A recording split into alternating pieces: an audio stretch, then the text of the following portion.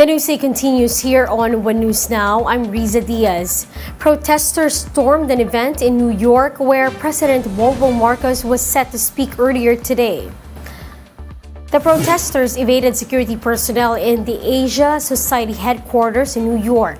They had to be dragged away from the venue for the event to start. President Marcos is now on his way back to the Philippines after a week-long working visit to the United States.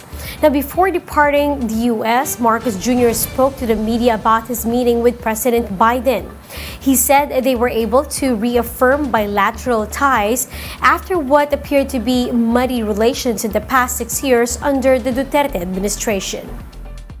Tayo lang ang pinagbigyan, which indicates the importance that this president and this government puts in that relationship with the Philippines. Sa nakaraan, hindi maliwanag kung ano ba talaga ang relasyon natin sa nakaraang 6 na taon.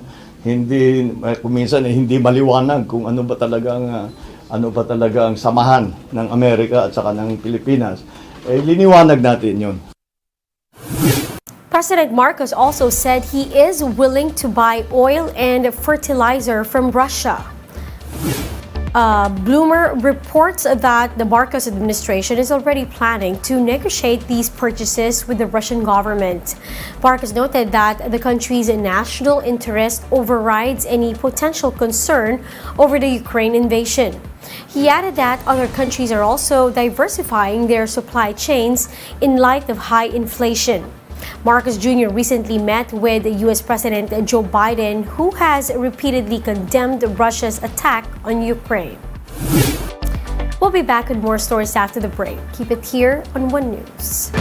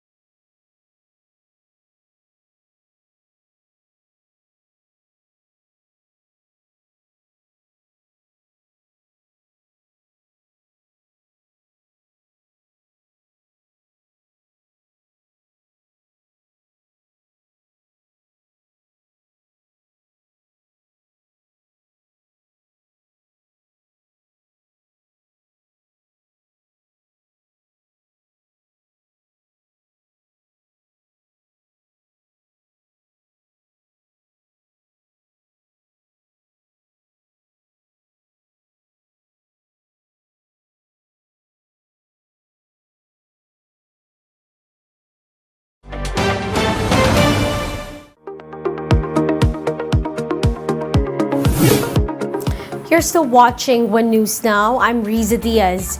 Russia started drafting reservists after President Vladimir Putin ordered a partial mobilization of military troops.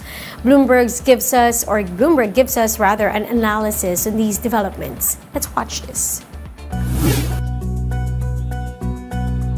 With his forces suffering major battlefield reversals in Ukraine, Russia's President Putin is calling up reservists to the Russian war effort.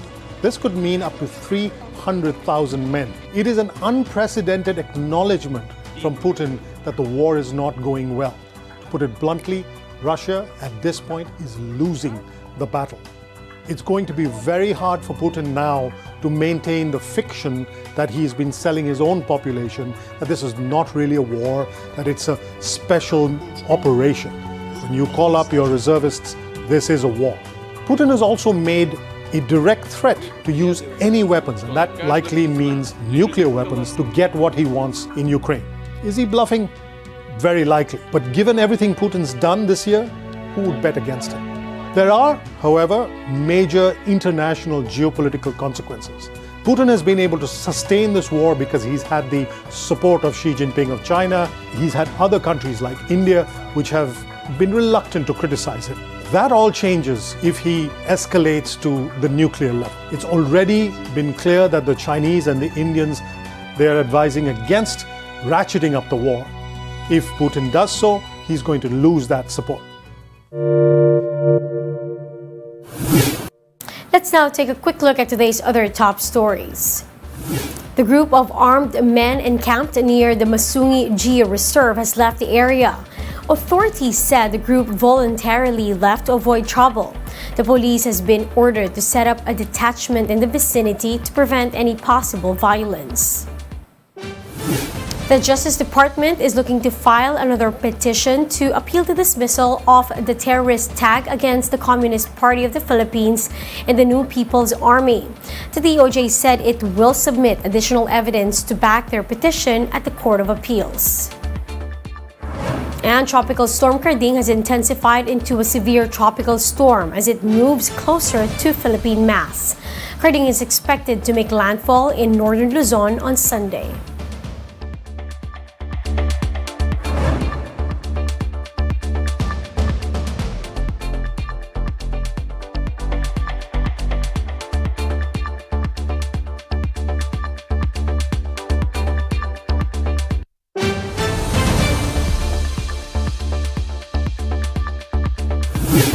And those are the top stories of the hour. Join us later at 1:30 in the afternoon as we continue to monitor the day's biggest stories. You can also catch One News on Signal Play app. Register for a free account now at www.signalplay.com and stream One News live anytime, anywhere. I'm Riza Diaz. We are One News.